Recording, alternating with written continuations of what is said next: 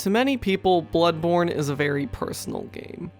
Not only have many people discussed this game at length, and I do mean at length, and have talked about the impact it's had on them and their lives and all that, but even Miyazaki himself has gone on record several times about how much he cares about this game and how much it means to him.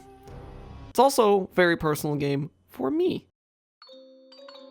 I see a lot of myself and the world around me reflected in many of its various designs and plot points and characters. It's very much an artistic work that will affect everyone differently. And for me, it's a lot like looking into a mirror.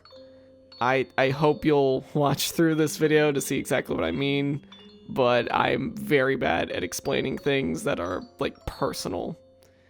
And I might not explain everything very clearly. So I apologize in advance for that. Just don't take anything I say as a fact. This is just me interpreting and reflecting on a very dark piece of art. Because that's what Bloodborne really is. It's a work of art. Every game in the Souls series is very much art. And I want this video to just be an interpretation on one of those pieces.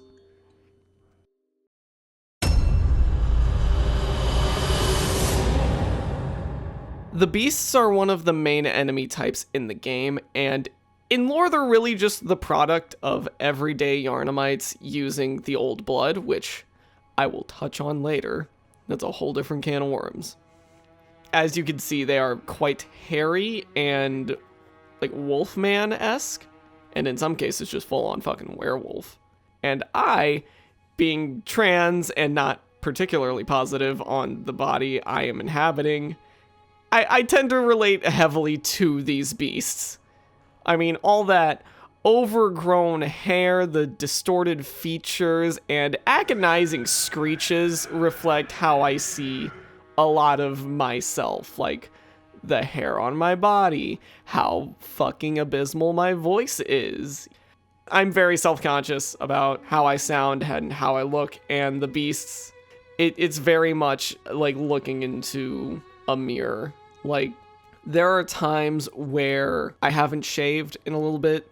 I'll look into the mirror and just feel like I'm staring directly at a monster, like the Wolfman, and how I see all the like facial hair and the body hair and everything. My brain very much equivalates that to a beast, like a Wolfman, a werewolf, you know, that kind of beast. The beasts you'll find in Bloodborne. And if I want to take this metaphor a bit further, the old blood could symbolize like natural testosterone in my body. It's the thing that helps me grow and get stronger through life, you know, just the normal aging and puberty and all that. But it's also the cause of all those things that I don't like about myself. The old blood in Bloodborne is very much a cure-all medicine. It is what gives the Yharnamites strength, for one, the accelerated growth, and it just cures their fucking diseases, because that's what it does. But the side effects, in case you couldn't tell already, are quite beastly.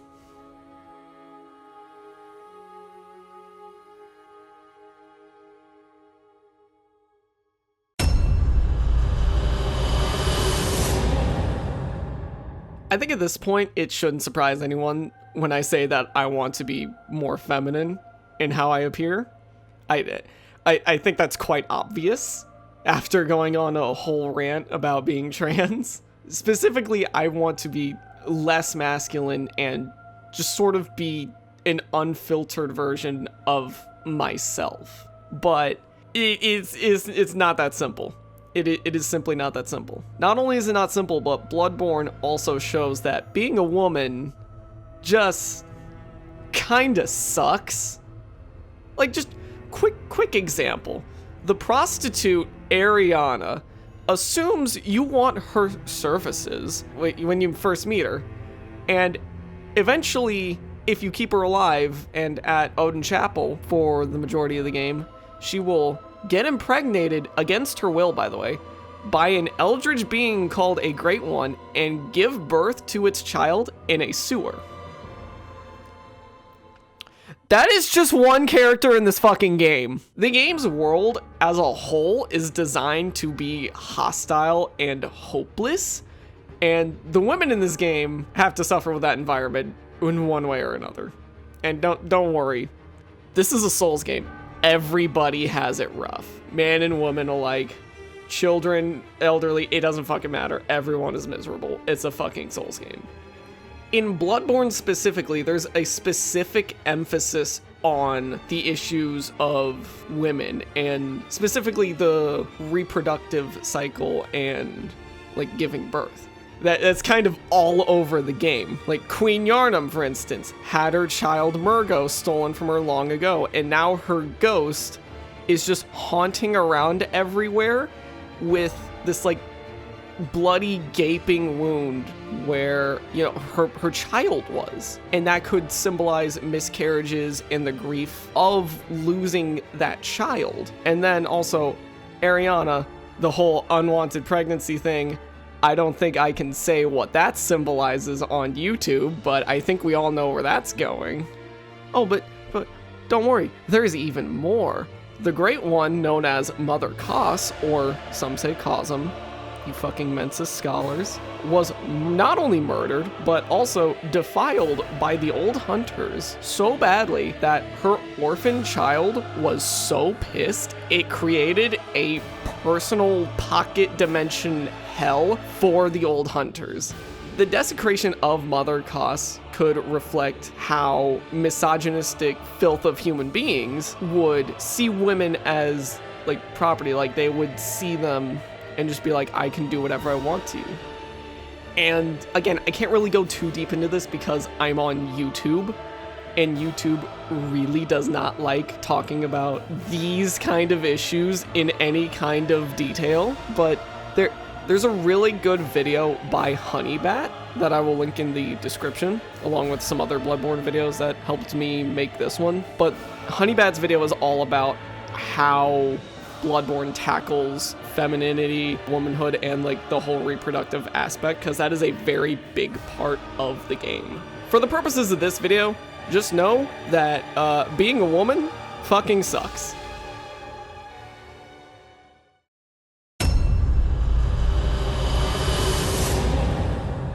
Let's touch on the Great Ones, because they especially can reflect a whole number of things, since there are just so many of them sprinkled throughout the game. Overall, just, like, the concept of the Great Ones, I sort of see as an analogy for my thoughts and, like, my ideas. Because whenever I have, like, an idea or I'm trying to explain what I'm thinking to someone, it's very hard to explain exactly what I'm thinking. There's a certain level of insight I need into myself before I can even begin to explain to someone else what the hell I'm even thinking. It's like my thoughts themselves are eldritch beings, and I just can't comprehend them without just the fact that they're in my own skull, and that's the only way I have any insight into them. For an example, I'm working on a song. At the time of recording this, I'm working on my first song. First one that I will care to admit, mind you. But first original song. Very much a lot of effort put into it.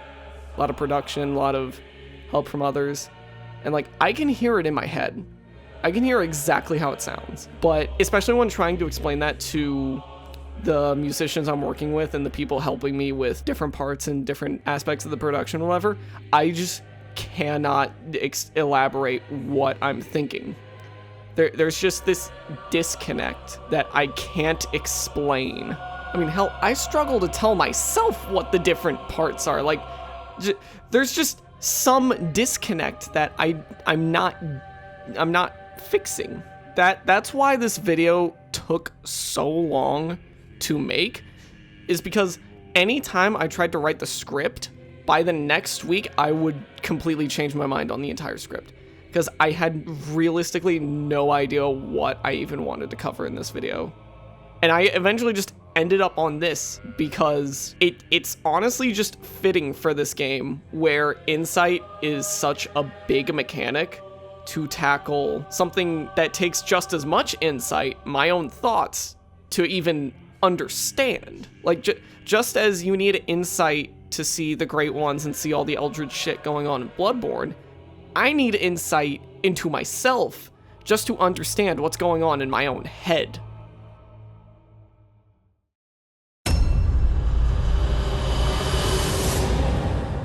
Unlike the Great Ones, however, my thoughts do not watch over the world and meddle with things whenever they feel like it. Yharnam feels so at home to me. And especially recently, because I've gotten older and my outlook on life and the world as a whole has kind of soured with recent events. And now my view on everything is more turning into Yharnam's atmosphere.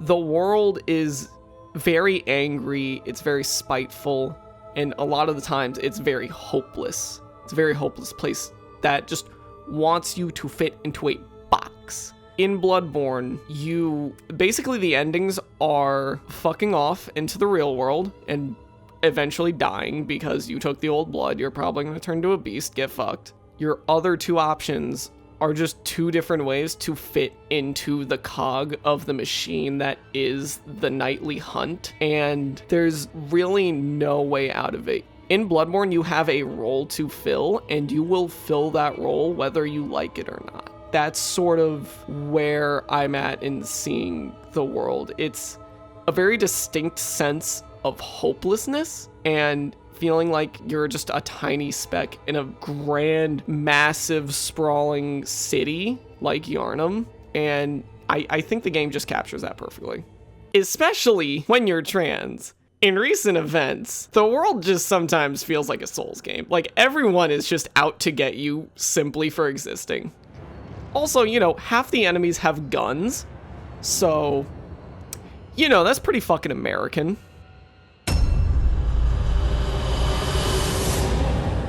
Speaking of America, we have to talk about the current presidential administration, because it is honestly just as bad as the Healing Church.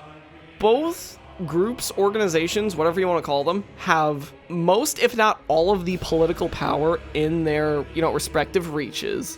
They are both fanatically religious. They both discriminate against and actively hunt down other groups of people, because remember, the beasts in Bloodborne are just Yharnamites who took the old blood, which was, may I remind you, provided by the Healing Church, so thanks, assholes. Let's not forget that both organizations are just corrupt, power-hungry, awful, awful groups of people who partake in very fucked up practices. I mean, let's start with the Healing Church. The Healing Church has, granted, they have a cure-all medicine. That's pretty beneficial, all things considered. But the reason they are meddling with the old blood is because they think it will allow them to transcend into Great Ones, which just circles back into being just a power grab, essentially.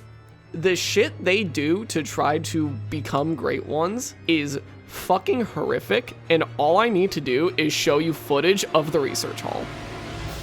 I think this explains everything, just this area in general. At the time of writing this, just to go back to the Trump administration comparison, this is the shit they're posting on their Twitter. So, yeah, that's pretty fucked up. That's really fucked up. Now, granted, there's been a lot of pushback on the Trump administration and the bullshit they're doing. So thankfully, not all hope is lost there, but holy fucking shit, you are making the Healing Church look like an actual good, political overlord system? I don't know exactly what they are. All I know is that in Bloodborne, the Healing Church is in charge, and if I had to pick between the current US political system and the Healing Church, I'd probably side with the crazy-ass old blood drinkers, because Hey, they have a cure-all medicine. That's more than America can provide.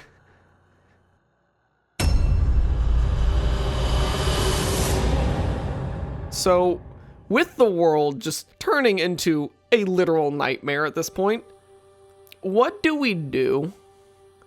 We're living in a world that is just hell-bent on hatred and hurting others, and all the cards are just stacked against us, for the most part. What exactly are we supposed to do about it, other than fight it as much as possible? To answer that, I want to take a look at one of Bloodborne's graphic novels, which, yes, are a thing, first of all. These do exist, and I have all of them. I really like this game, okay? The Death of Sleep is the first of Bloodborne's 6 graphic novels, and it follows an unnamed hunter in a very Mandalorian-styled adventure. The hunter takes this kid who has the fabled pale blood, which, for anyone forgetting that it even existed like I did, is the thing that you're told to go find to transcend the hunt, and then is never actually brought up again. Anyways, the hunter takes this kid all across Yharnam over what I'm assuming is ailing Loran with all the desert shit everywhere. And then eventually they make their way to the fishing hamlet. Once there, the hunter eventually discovers that the child is actually a beast, specifically and fittingly the fish beast from the fishing hamlet. Despite this, the child is like completely normal and more confused than anything. Like, literally all that happened was this kid got a fucking cosmetic facelift. That's all that happened. It's literally the meme of, like, 1080p versus 4K. Regardless, the kid's a beast. The hunter kills the beast, right? I mean, that's how Souls works. This is how Bloodborne works. This is just what's gonna happen, right? No. The hunter actually spares the child, and the two then hop in a boat and leave everything behind, and the story just ends there. It's an oddly hopeful ending for a world like this that is designed from the ground up to lack all hope, but I personally believe that it represents the only way to have a better, more fulfilling life in a world like ours, and that's just having some basic compassion. If we want to get anywhere in life, we need other people. We need people we can trust, that we can lean on in hard times, that we could just hang around and have a good laugh with. You know, we need people. Humans, we are social creatures, and we wouldn't even be here if we didn't work together. So it makes absolutely no sense to me that in our current age, everyone is just geared toward being complete assholes to each other, when that has historically gotten us nowhere. And I mean, obviously, we're in the digital age now. Rage baiting is the meta. If you want money, you thrive on negativity. But just on a social level, it's so bizarre to me that we're all just wired towards pointing the finger at each other and saying you're a bad person, with absolutely no context whatsoever. If you want to keep friends, if you want to have close friends, you have to have compassion and empathy, or at the very least, just not be a dick. If you want to have other people around you to like hang out with and help you, you have to be not only nice to them, but you just have to be pleasant to be around. And in the current year, being hateful is kind of the norm on several different fronts, but in the end, it never ends well for anyone who's thriving on hate. It might take a while for that end to happen, but it eventually does happen. If you want to sail away from a living nightmare like Yharnam, you just need to be kind. In our day and age, with how our world currently is, we desperately need more kindness and compassion. Even if you have to search and dig and crawl for that light at the end of the tunnel, I promise you that you'll find it if you just keep going, and that someone will be there waiting to help you reach it.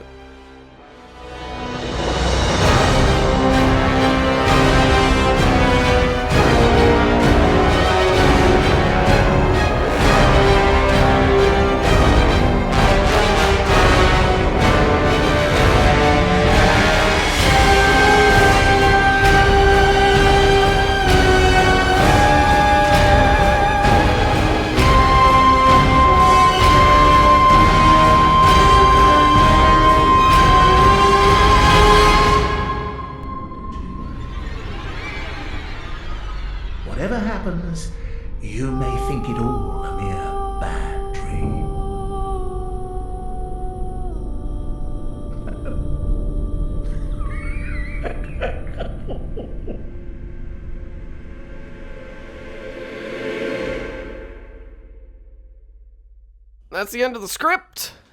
That's the end of the video. This video was a pain in the ass to write, and I'm going to assume it was going to be a pain in the ass to edit as well, because I am still recording. I have not even cleaned up the audio yet. This is just after the fact. This video was a pain in the ass because this game is not only so talked about, but also means so much to me that I wanted to make sure I got this right. And with Bloodborne's 10th anniversary approaching at the time of recording this again, it just felt like the right time to just pull the trigger and say, we're going with this script. And I feel very confident about this script and what I've said in this script. So I hope you enjoyed. I hope this wasn't too serious, because this is still a goofy gaming channel. I don't want it to be that serious. But yeah, just stay undead, friends. Be kind. Please don't be a dick to people. And yeah. Have a good hunt. Sorry, night. Have a good night. Not hunt. No hunts. We're not hunting. Good hunter.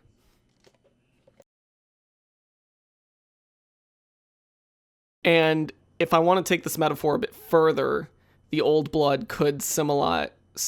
Symbolize? That's a word.